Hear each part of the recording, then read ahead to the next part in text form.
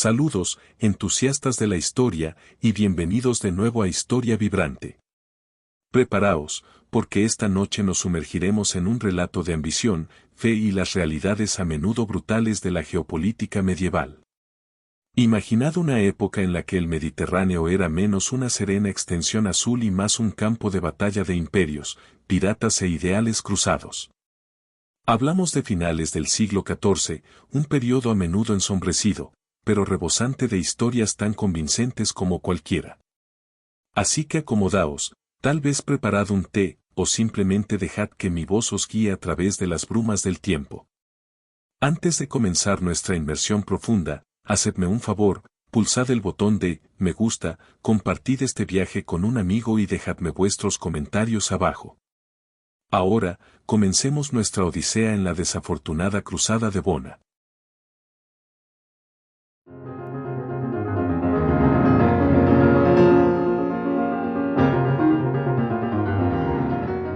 En las silenciosas cámaras de finales del siglo XIV, donde el Mediterráneo brillaba bajo un sol indiferente, se jugaba un gran e intrincado juego.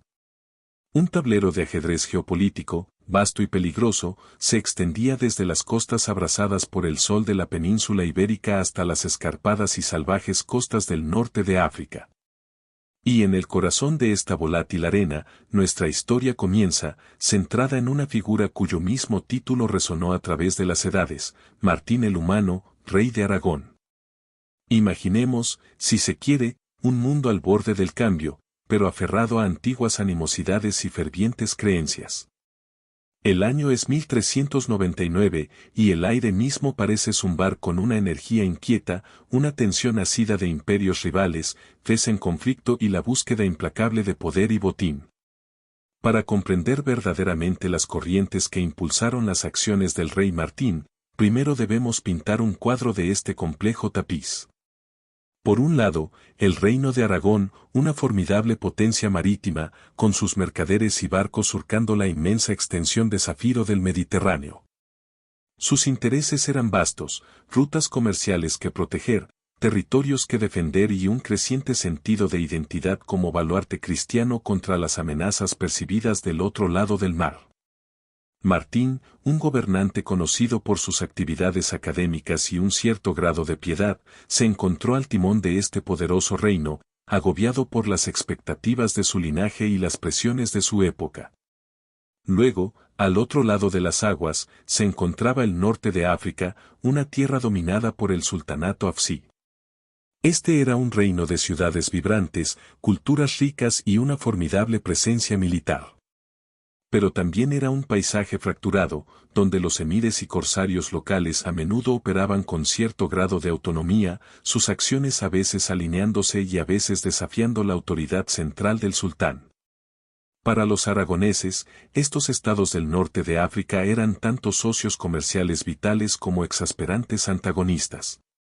El Mediterráneo mismo no era simplemente un cuerpo de agua, era la savia de estas civilizaciones, una autopista para el comercio, un escenario para la diplomacia y, con demasiada frecuencia, un campo de batalla. Sus olas susurraban historias de prosperidad y piratería, de grandes flotas y audaces incursiones. Durante siglos, el delicado equilibrio de poder a través de este mar se había mantenido, aunque precariamente, a través de una compleja red de alianzas, tratados y escaramuzas ocasionales. Pero a finales del siglo XIV este equilibrio se volvió cada vez más frágil. Los reinos cristianos de Iberia, habiendo expulsado la presencia morisca de su propia península durante siglos, ahora miraban a través del estrecho de Gibraltar con una mezcla de aprensión y ambición. La reconquista, aunque en gran parte confinada a la tierra ibérica, inculcó un espíritu de cruzada que a menudo se desbordaba en empresas marítimas. ¿Y qué alimentaba esta animosidad, este constante estado de vigilancia? Un fenómeno que, si bien se romantizó en siglos posteriores, era una brutal realidad para quienes vivían en sus márgenes, la piratería. No solo bandidos oportunistas, ojo, sino corsarios organizados, a menudo operando bajo el patrocinio laxo de los gobernantes del norte de África, que atacaban la navegación cristiana, asaltaban ciudades costeras y, lo más angustioso para los devotos, capturaban prisioneros para pedir rescate o venderlos como esclavos.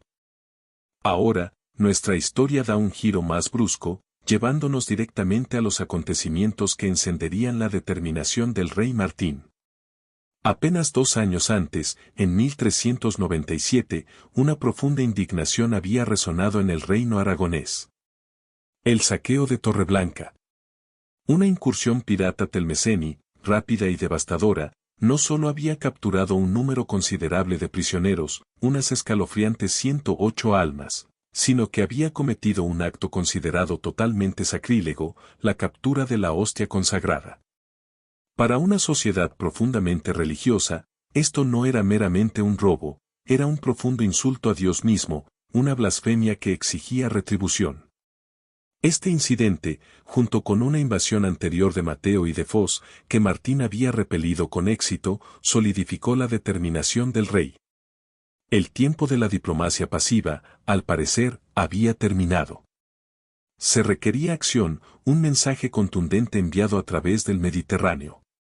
Y así, en 1398, Martín el Humano lanzó un ataque de represalia, no contra los perpetradores exactos, sino contra un puerto del norte de África conocido por albergar a tales corsarios, Delis. La empresa logística fue inmensa. Las flotas no se materializaban simplemente. Se reunían, se abastecían y se tripulaban con considerable esfuerzo y gasto. 70 barcos, una formidable armada, se reunieron en los puertos bañados por el sol de Ibiza, con la fuerza combinada de 7.500 cruzados. Pensemos en el inmenso esfuerzo humano, la planificación meticulosa requerida para mover tal fuerza a través del mar abierto. En agosto de ese año, esta poderosa flota zarpó, su destino grabado en la mente de cada hombre a bordo, Delis.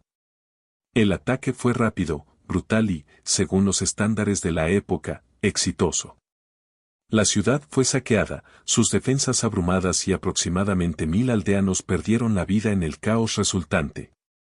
Esto no fue un enfrentamiento matizado, fue una expedición punitiva, diseñada para infundir miedo y vengar las afrentas anteriores.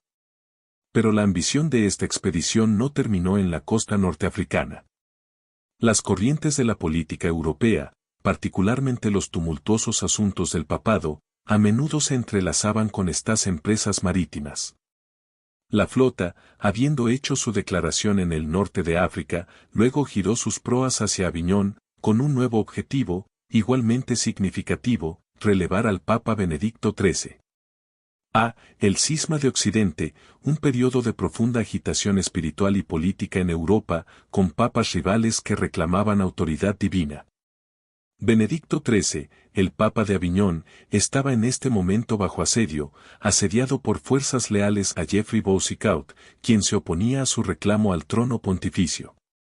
Martín el Humano, siempre pragmático y un leal partidario de Benedicto, vio una oportunidad para demostrar su devoción y ejercer su considerable poder militar en un contexto europeo más amplio. Sin embargo, incluso las flotas más poderosas están sujetas a los caprichos de la naturaleza. Al llegar al Ródano, el mismo río que les habría concedido paso a Aviñón, los marineros aragoneses encontraron un obstáculo inesperado, bajos niveles de agua. El río, normalmente una arteria navegable, era demasiado poco profundo para sus formidables embarcaciones. La ayuda directa, un asalto estruendoso a los sitiadores, resultó imposible. Sin embargo, la sola presencia de una flota tan poderosa, incluso si no podía cruzar el río, envió un mensaje claro. Su llegada por sí sola fue suficiente para provocar una tregua de 3 meses para el Papa asediado, una pequeña victoria, quizás, pero una victoria al fin y al cabo. Esto, entonces, prepara el escenario. La campaña del año anterior, una mezcla de triunfo y frustración, sin duda había agudizado el apetito del rey Martín por nuevas acciones. El problema de la piratería norteafricana persistía, las afrentas percibidas se enconaban y el panorama geopolítico más amplio seguía cambiando. Fue en este contexto, con los ecos de Torreblanca y el recuerdo de Delis aún frescos, que Martín el Humano, al año siguiente, ordenaría una repetición de la campaña. Pero esta vez, su mirada y el poder de Aragón se dirigirían a un objetivo diferente, la ciudad de Bona. Y aquí, amigos míos, es donde nuestra historia realmente comienza a desarrollarse, sentando las bases para la fatídica cruzada de 1399.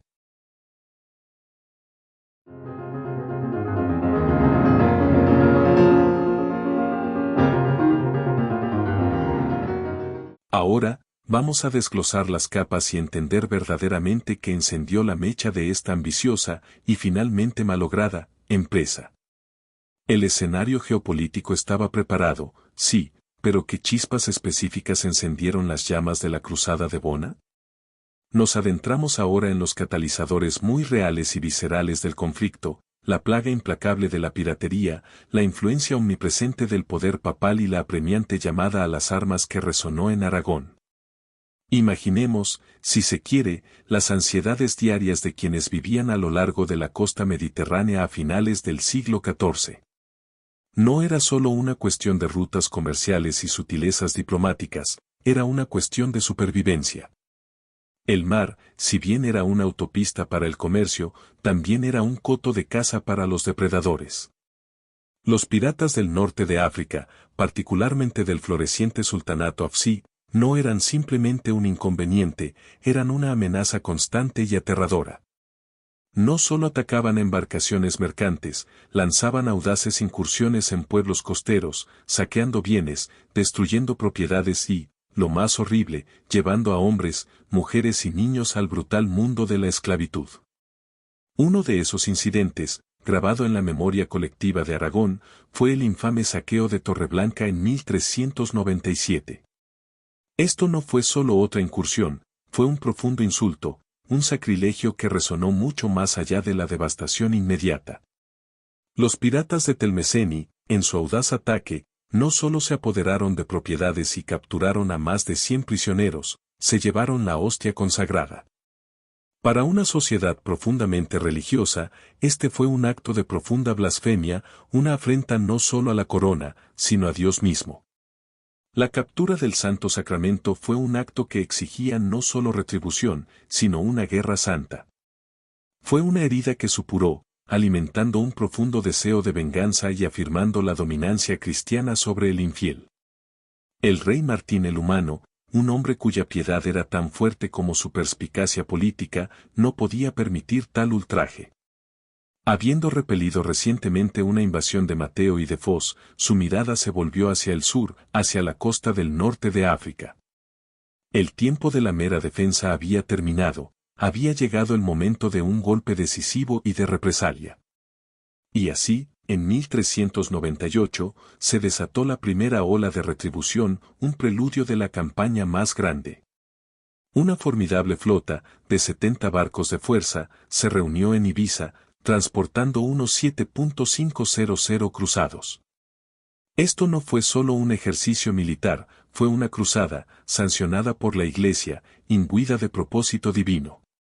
Su objetivo, Delis, un puerto del norte de África conocido por albergar a estos mismos piratas. La expedición fue un éxito rápido y brutal. Llegaron a Tedelis, un pueblo cerca de Delis, saqueándolo con despiadada eficiencia, dejando aproximadamente 1000 aldeanos muertos a su paso. Fue un mensaje claro, aunque brutal. Pero la historia no termina ahí. El alcance de esta flota aragonesa, impulsada por los vientos de la retribución y la sanción divina, se extendió más allá del objetivo inmediato de la represalia costera. Después de asestar un golpe contra la costa del norte de África, la expedición volvió su atención al norte, navegando hacia Aviñón. ¿Por qué Aviñón? Porque incluso mientras Aragón buscaba asegurar sus propias fronteras y vengar sus agravios, el panorama político y religioso más amplio de Europa estaba en ebullición. En el centro de esta ebullición estaba el cisma de Occidente, un periodo complicado y profundamente perjudicial en la historia de la Iglesia donde múltiples pretendientes pugnaban por el papado. En este momento particular, el Papa Benedicto XIII, el Papa de Aviñón, se encontraba sitiado por fuerzas lideradas por Geoffrey Boucicaut, un firme oponente de su papado. Martín el Humano, un leal partidario de Benedicto XIII, vio una oportunidad para prestar ayuda, para afirmar su influencia y para reforzar su posición como defensor de la verdadera fe. Sin embargo, el destino, o quizás las volubles corrientes del Ródano, intervinieron. La flota, a pesar de su formidable presencia, no pudo cruzar el río debido a los bajos niveles de agua, lo que impidió una intervención directa en el asedio.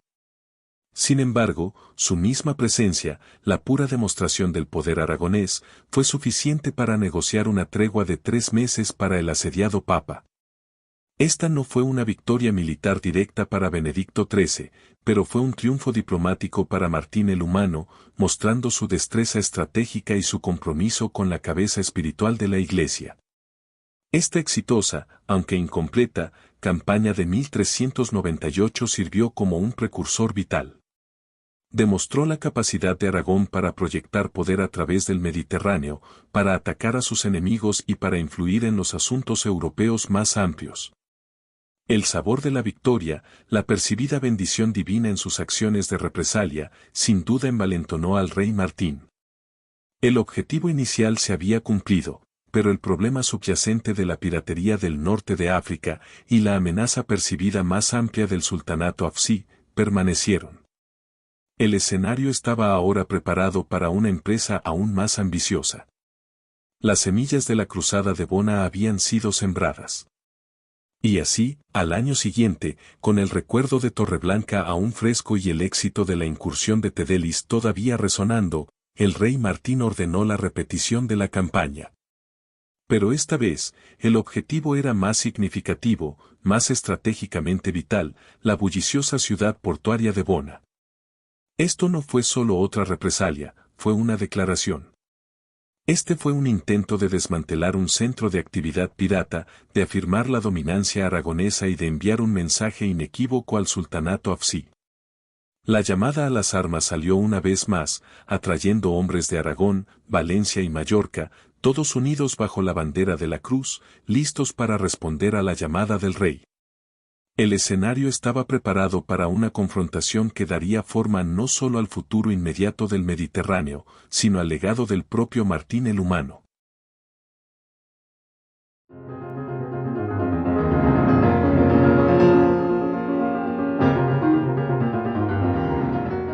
Nuestra historia gira ahora hacia el fatídico verano de 1399 y el origen de una expedición que, a pesar de sus grandes intenciones, acabaría grabándose en los anales de la historia como un conmovedor recordatorio de la naturaleza impredecible de la guerra y las perdurables complejidades del mundo mediterráneo.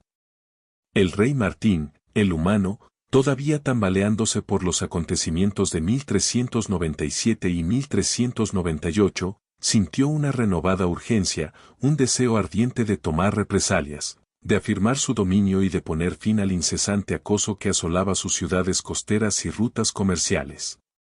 El año anterior, en 1398, los ecos del saqueo de Torreblanca, donde los piratas telmeseníes no solo habían capturado 108 almas, sino que también habían profanado la hostia consagrada, aún resonaban en la corte aragonesa.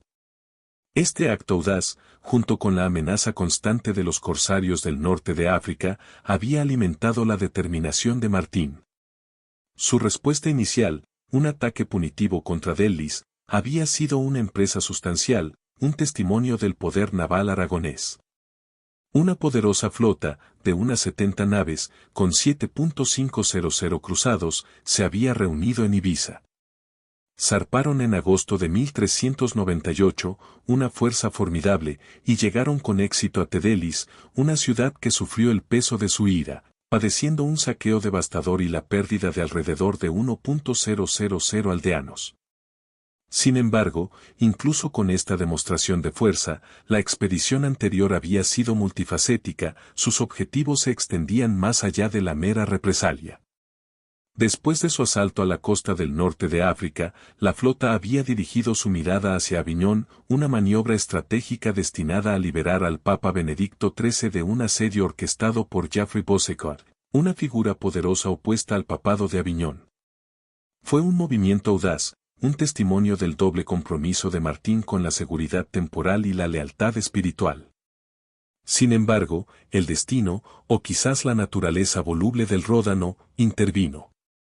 Los bajos niveles de agua impidieron que la flota ayudara directamente al Papa asediado, aunque su mera presencia logró asegurar una tregua de 3 meses. Pero el sabor del éxito, incluso parcial, contra Delis y la ayuda indirecta al Papa, solo pareció avivar el apetito de Martín por una victoria más decisiva. Los piratas, aunque castigados, seguían siendo una espina persistente en su costado. Y así, al año siguiente, 1399, el rey una vez más levantó el estandarte de una cruzada. Esta vez, su mirada estaba firmemente fija en Bona. Imaginen, si quieren, el bullicioso puerto de Mahón, en la isla de Menorca, en el sofocante calor de aquel agosto. El aire habría estado cargado con los gritos de los marineros, el crujido de los maderos, el rítmico tintineo de los martillos y el bajo murmullo de la expectación.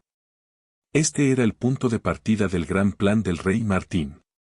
Galeras, esbeltas y rápidas, sus remos batiendo el agua, junto a naves más robustas y anchas diseñadas para transportar hombres y suministros, comenzaron a converger. De Aragón llegaron 6 galeras y 54 barcos, un poderoso contingente. De Valencia, otras 7 galeras y 23 barcos se unieron a la creciente armada, un testimonio del poder combinado de la corona de Aragón. No se trataba de una pequeña partida de asalto, era una fuerza de invasión sustancial, meticulosamente reunida, aprovisionada e imbuida de un sentido de propósito divino. El 21 de agosto de 1399, una fecha que resonaría con esperanza y eventual decepción, el rey Martín el Humano, al frente de esta formidable flota, zarpó. El Mediterráneo, esa vasta extensión de zafiro, había sido testigo de innumerables viajes, cada uno con el peso de la ambición, la fe y el sombrío cálculo de la guerra. Durante días, los barcos habrían abierto un camino a través de las aguas resplandecientes, las velas hinchadas, el chapoteo rítmico de los remos acompañando las oraciones susurradas y las esperanzas ansiosas de los cruzados a bordo. Luego, el 1 de septiembre, la guerra comenzó oficialmente. Al día siguiente, bajo la atenta mirada de los comandantes, comenzó la crucial y peligrosa operación de desembarcar el grueso del personal militar. Aterrizar en una costa hostil, incluso cuando no hay oposición, es una empresa inherentemente caótica y vulnerable. El equipo, los suministros, los caballos y los hombres debían ser transportados de barco a tierra, a menudo en pequeños botes, susceptibles a los caprichos del mar y a las flechas de un enemigo vigilante. Y el enemigo, sin duda, estaba vigilante. El sultanato Afsí, lejos de ser tomado desprevenido, había sido advertido. Imaginen la escena, los comerciantes mallorquines, sus barcos surcando las lucrativas rutas comerciales del Mediterráneo, habrían llevado susurros y rumores, y sus informes habrían llegado a oídos de las autoridades afsíes. Habrían visto la flota aragonesa reuniéndose, su tamaño y propósito inconfundibles. Esta inteligencia vital permitió a los musulmanes prepararse. Habían reforzado las defensas de la ciudad, ocupado sus murallas y, quizás lo más crucial, habían reunido un gran número de combatientes, preparados para afrontar el desafío aragonés. Los cruzados, una vez establecidos en las playas cercanas a Bona, habrían evaluado rápidamente la situación. Su objetivo inicial era claro, asegurar un camino hacia la propia ciudad. Lograron tomar una pequeña fortaleza en las inmediaciones, una victoria menor, quizás, pero un paso necesario para establecer una cabeza de playa y una base de operaciones temporal. La toma de esta fortaleza habría sido un enfrentamiento feroz, un sombrío anticipo de la resistencia que les esperaba. Sin embargo, a medida que los cruzados avanzaban, la realidad de las defensas afsíes se hacía cada vez más evidente. La ciudad de Bona no era un objetivo fácil. Sus murallas estaban reforzadas, sus defensores eran numerosos y resueltos. El optimismo inicial que a menudo acompaña el comienzo de una cruzada comenzó a desvanecerse a medida que se imponía la cruda realidad de un asedio prolongado, contra un enemigo preparado y decidido. El costo en vidas, recursos y moral habría sido inmenso. Y así, Después de un breve, brutal y, en última instancia, desalentador enfrentamiento, el ataque fue abandonado. La decisión de retirarse, de levantar el asedio, habría sido difícil, una píldora amarga para los comandantes del rey Martín. Retroceder, admitir la derrota ante una empresa tan grandiosa, habría sido un golpe al prestigio, un desgaste de la moral y un crudo recordatorio de las limitaciones incluso de las flotas más poderosas. Tras esta retirada estratégica, la flota aragonesa combinada comenzó a desmoronarse. Las armadas valenciana y mallorquina, quizás desilusionadas por la falta de éxito, o quizás enfrentando sus propias limitaciones logísticas y la disminución de los suministros, se separaron del cuerpo principal. Sus velas no se dirigieron hacia una mayor conquista, sino hacia las costas familiares de sus puertos de origen. Regresaron, con las manos vacías, sin haber logrado ninguna victoria decisiva, dejando atrás solo los ecos de una ambición fallida en la costa del norte de África. La desafortunada expedición a Bona, aunque de corta duración, tendría profundas consecuencias. Fue un importante revés militar y diplomático para el rey Martín el Humano, obligándolo a confrontar los límites de su poder y la persistente fuerza del sultanato hafsí. El sueño de un golpe decisivo, de un fin a la amenaza corsaria mediante una fuerza abrumadora, se había disuelto en las playas del norte de África. Y con ello, se sentaron las bases para un nuevo capítulo en la compleja relación entre Aragón y sus vecinos del sur, un capítulo que exigiría un tipo diferente de diplomacia, un tipo diferente de estrategia, en los años venideros. El Mediterráneo, ese mar antiguo, seguiría siendo un crisol de conflicto y cooperación, un escenario en el que los destinos de reyes y sultanes seguirían entrelazándose, mucho después de que el último barco de la cruzada de Bona hubiera desaparecido en el horizonte.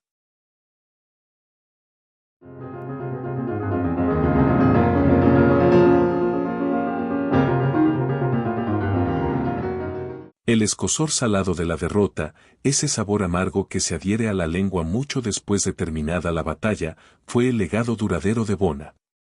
El rey Martín el Humano, un hombre cuya ambición una vez se había elevado con la promesa de la gloria cruzada, ahora se encontraba anclado por las duras realidades de la resistencia del norte de África y la naturaleza voluble de los vientos mediterráneos.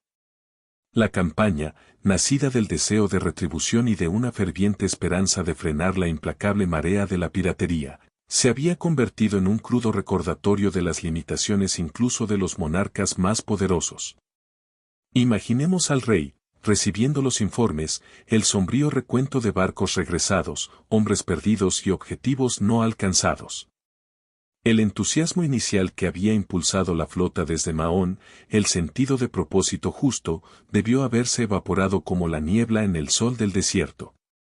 La separación de las marinas valenciana y mallorquina, cada una regresando a sus puertos de origen sin una sola victoria decisiva, dice mucho. No fue meramente una retirada estratégica, sino una fractura de un frente unido, una señal de que la voluntad de luchar, quizás incluso la creencia en la misión misma, había comenzado a ceder bajo la implacable presión de un enemigo bien defendido. El sultanato hafsí, lejos de ser un objetivo fácil, había demostrado ser un adversario formidable, con sus redes de inteligencia robustas y sus defensas preparadas. Esos comerciantes mallorquines, cuyas advertencias llegaron a Bona con antelación, desempeñaron un papel crucial, aunque quizás anónimo, en la configuración del resultado. Sus tranquilos intercambios, los susurros de un ataque inminente, transformaron el elemento sorpresa en una defensa prevenida, permitiendo a los musulmanes reunir sus fuerzas y fortificar sus posiciones. Entonces, ¿qué pasó con la visión de Martín el Humano? Su sueño de un golpe decisivo contra los hafsíes, de asegurar las rutas comerciales y afirmar el dominio de Aragón en el Mediterráneo occidental, quedó hecho pedazos. Los ecos de este fracaso resonaron profundamente, no solo en la corte de Aragón, sino en todo el tablero geopolítico de la región. La consecuencia más inmediata y tangible fue el Tratado de Túnez, firmado en 1403. Este no fue un tratado nacido de la fuerza, sino de la necesidad. Martín, habiendo gastado considerables recursos y ganado poco, se vio obligado a buscar la paz. firmó con Abu Faris Abd al-Aziz, el sultán Afsí, un tratado que, según todos los relatos, fue menos un triunfo de la diplomacia y más una admisión tácita de derrota. Es casi irónico, ¿no? Una cruzada destinada a proyectar poder y castigar la transgresión termina con un monarca firmando un acuerdo de paz con la misma entidad que buscaba conquistar. Pero la historia no termina ahí, porque como la historia a menudo nos recuerda, los tratados de paz, especialmente aquellos nacidos de la debilidad, pueden ser efímeros. El artículo nos dice que este tratado pronto se volvió ineficaz. Pensemos en eso por un momento.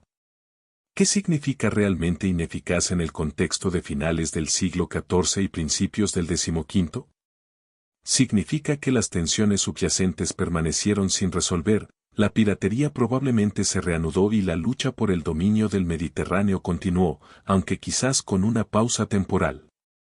El fracaso de la Cruzada de Bona tuvo un efecto dominó, alterando las arenas de la diplomacia del norte de África de maneras sutiles pero significativas. Probablemente envalentonó a los hafsíes, demostrando que incluso un poderoso monarca cristiano podía ser repelido. También podría haber llevado a otras políticas del norte de África a ver a Aragón con una mezcla de respeto renovado y quizás un toque de desdén por su reciente error. Para Martín el Humano, esto fue una mancha en su reinado, un costoso error de cálculo que sin duda moldeó sus futuras políticas. Le obligó a reconsiderar la eficacia de las expediciones militares a gran escala contra un enemigo decidido y preparado del norte de África. También subrayó la amenaza constante y persistente de la piratería que asolaba la navegación y las comunidades costeras cristianas. El saqueo de Torreblanca, que había sido el catalizador de toda esta empresa, siguió siendo una herida no vengada, un agravio latente que seguiría alimentando las tensiones durante los años venideros. Este periodo, este cambio de siglo, fue un tiempo de inmenso flujo. El recuerdo de la gran generación de cruzadas, el fervor de siglos anteriores, se estaba desvaneciendo. Las cuestiones prácticas de la logística, las finanzas y el compromiso militar sostenido en tierras lejanas se estaban volviendo cada vez más complejas. La Cruzada de Bona es un poderoso ejemplo de este cambio, un testimonio de la naturaleza cambiante de la guerra y la diplomacia en una era en la que el celo religioso a menudo chocaba con las realidades geopolíticas. Así que, al cerrar este capítulo, consideremos las lecciones duraderas de Bona. Nos recuerda que incluso las mejores intenciones, respaldadas por recursos significativos, pueden ser frustradas por un enemigo decidido y circunstancias imprevistas. Destaca la intrincada red de alianzas y antagonismos que definían el mundo mediterráneo, donde la fe, el comercio y el poder se entrelazaban constantemente. Y quizás lo más importante, nos muestra cómo un solo fracaso militar, una expedición desafortunada, podía arrojar una larga sombra sobre el legado de un monarca y remodelar el panorama diplomático durante los años venideros.